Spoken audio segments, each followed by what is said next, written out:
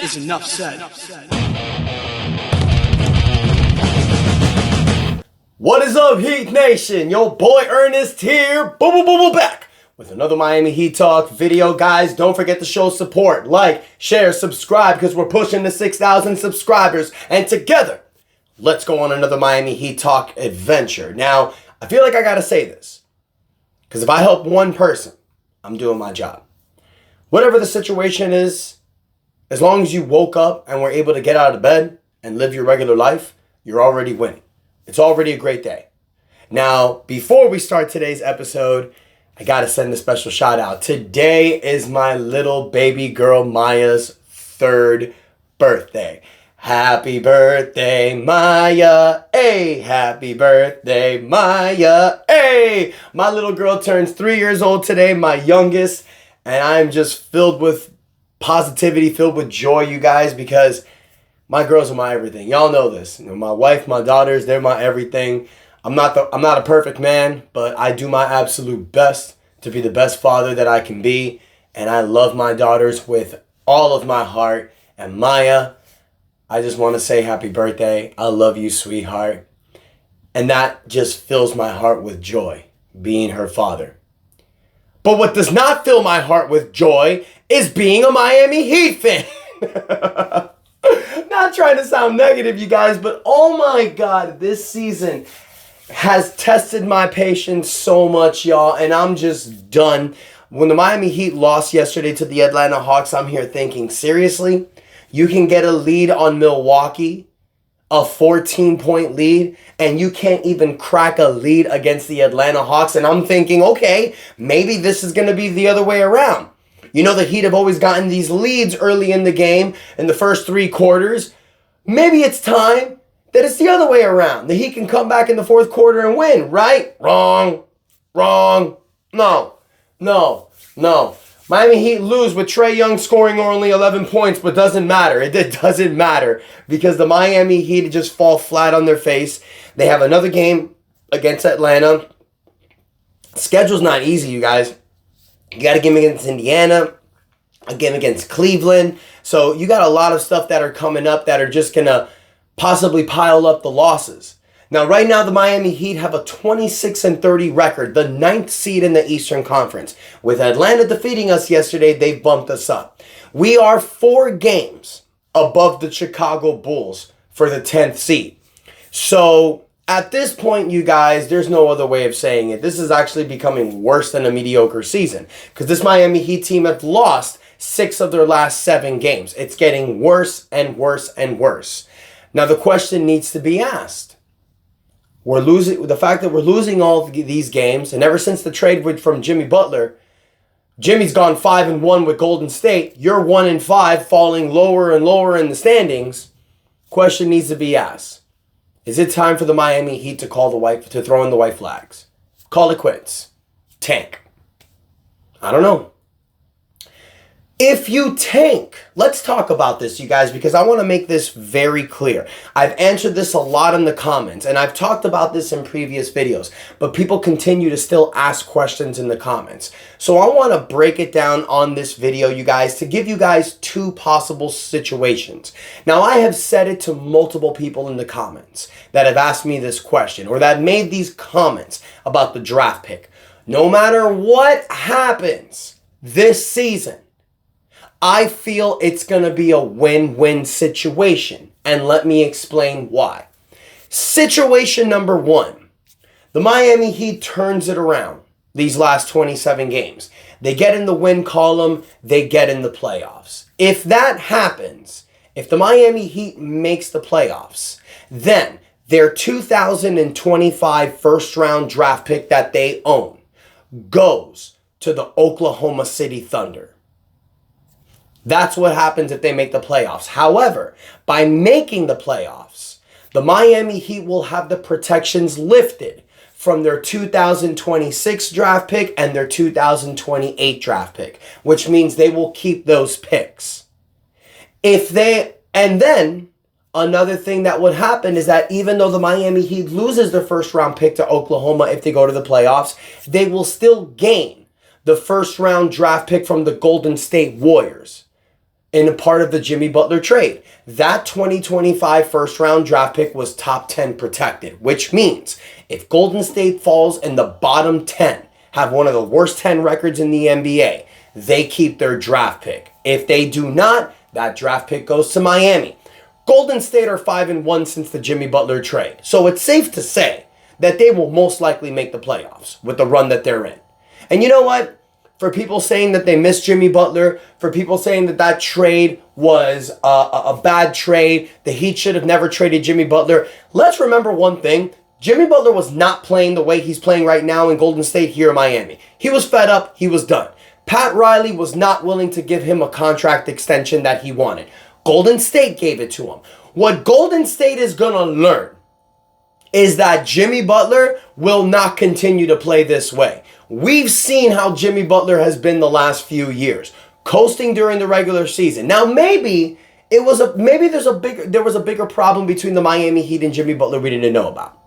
But for sure, it was the comments that Pat Riley made in the offseason and the fact that Miami did not give Jimmy Butler that contract extension. He did not want to be here anymore. So for people saying that Miami Heat made a mistake trading Jimmy Butler, he was making the situation very bad here in Miami. So the trade had to happen. Doesn't matter whether you agree with it or you don't agree with it. Doesn't matter if you think they should have given the contract extension or they shouldn't. If they give Jimmy Butler that contract extension, we would have put ourselves in another Kyle Lowry hole. And for those of you that don't remember, a lot of people back in 2022 and 2023 were calling for Pat Riley's head, giving Kyle Lowry that contract. Seems like Miami didn't want to make that same mistake with Jimmy. Would it have been a mistake? Would it have not been a mistake? Time will only tell. However, the trade the trade had to happen. But at the end of the day, you guys, Golden State's first round draft pick will come back to the Miami Heat when they make the playoffs. Then you will have your 2026 pick, your 2028 draft pick. And these picks are picks that you can include in a potential future trade. Now, situation number 2. Let's say if the Miami Heat continue this bullcrap play and do not make the playoffs, well, 2 things will happen. 1, the Miami Heat will lose their 2026 first round draft pick to the Oklahoma City Thunder, which is unprotected, which means no matter how the Miami Heat do next season, whether it's a great season or whether it's a bad season and they fall in the bottom, their pick goes to Oklahoma. And also, they will lose their 2028 first round draft pick to the Charlotte Hornets. So by not making the playoffs this year, they lose 2 future first round draft picks. However, they will have 2 first round draft picks for this upcoming draft in 2025. So yes, you're basically losing 2 future first round draft picks, but you're gaining the flexibility of getting 2 players in this draft, which is a loaded draft, by the way. 2 guys that can help you win now. Look, guys, let's be real. This Miami Heat team, currently constructed, mediocre at best, but maybe even worse than mediocre. Losing 6 of your last 7 games, flirting with different lineups. I like this starting lineup. I've mentioned it. Kel'el Ware, Bam Adebayo, Andrew Wiggins, Tyler Hero, and Davion Mitchell. I see potential there. The problems are bench. We're not really having anybody that's standing out. Duncan Robinson, he's been lackluster lately. Nikola Jovic is injured. Jaime Jaquez is having a struggling season. Terry Rozier is god-awful this season. Haywood Highsmith hasn't been that great. Alec Burks is hit or miss, a microwave off the bench. You don't have that guy that you can go to in the bench and say, help us. Be that hot spark off the bench. You thought it would be Terry Rozier. You thought it would be Jaime Jaquez. You thought it would be Duncan Robinson. Nikola Jovic can be that guy. We've seen Nikola Jovic be that guy, but he's injured. But right now, there's not a guy that comes off this bench, in my opinion, that scares the hell out of the other team. I really don't believe so. Everybody's just playing lackluster. But for people to think that the Miami Heat can actually tank and potentially get Cooper Flagg, that's going to be difficult. Because the Heat right now have a 26-30 record.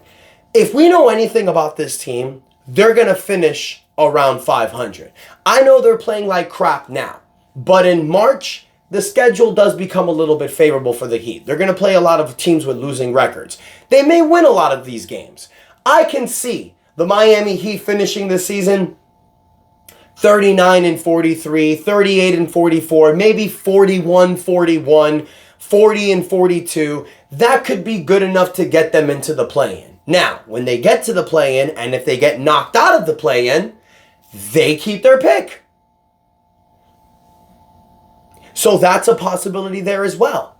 And if the Miami Heat can have 2 first-round draft picks, 2 lottery picks possibly, because here's the thing, Golden State, they keep their pick if Golden State just stays out of the bottom 10. If Golden State end up making like the 10th or the 9th seed, even they get the 8th or the 7th seed, that pick does come back to the Miami Heat. The Miami Heat can draft anywhere from Golden State's pick, anywhere from like 11th to 18th. That could be a lottery pick. Their pick could be a lottery pick. They have 2 shots of getting the number 1 pick. Chances are, though, they'll have anywhere from a 3 to 6% chance to get it. It's happened before. But look at these names that are coming up in the draft, you guys. You have Cooper Flagg, who's the obvious number 1. Dylan Harper from Rutgers. This dude is the son of Ron Harper. He is an incredible, versatile player. You have Ace Bailey from Rutgers as well. You have VJ Edgecombe from Baylor, a guy that plays like Jalen Green, has a Victor Oladipo type of game. You also have Liam McNeely from UConn. These are all guys that are potential wing players. Cooper Flagg is a generational player. And if the Miami Heat have 2 lottery picks in this upcoming draft, that means they have 2 shots of getting Cooper Flagg. I like those chances. But do I believe that the Miami Heat are actually going to tank to get this pick? I don't believe so, guys. The Heat, that's not their style, man. That's not Coach Spo's style. I've never seen Riley want to do that. The last time the Heat tanked was back in 2008 when they got Michael Beasley. So I don't see that as a possibility. But Heat Nation, I want to hear from you. Do you think it's time to tank? Do you think the Miami Heat are actually going to do it? Do you think it's better for the Miami Heat to have 2 first-round draft picks this upcoming draft to help them with this team? Because remember, this team's not rebuilding. They're going to be retooling. So Heat Nation, let me know what you guys think. Don't forget to like, share, and subscribe to the channel as we push for 6,000 subscribers. Thank you guys so much for the support. And until next time, your boy Ernest out. And that is enough said. And another happy birthday to my beautiful girl, Maya. I love you, baby.